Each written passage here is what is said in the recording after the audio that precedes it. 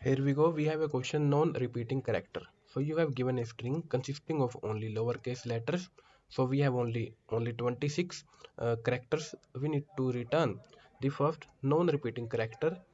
If there is no non-repeating character, we need to return dollar sign. And we have this.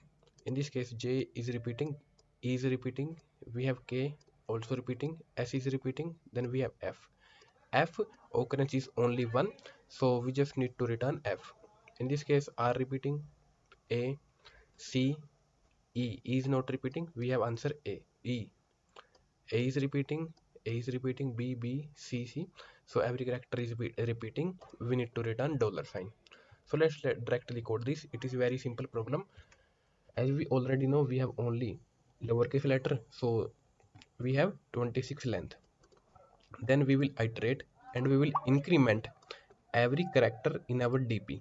0 is for A, 1 is for B, and 25 is for Z. After that we will again iterate, and if frequency of the current character is 1, means this is a single character and it is non-repeating, we just need to return that character. If every character is repeating, we just need to return dollar sign. So let's give it a try. Let's talk about time and space complexity. It is pretty clear the time complexity is order of n, space complexity is constant. Thank you all for watching.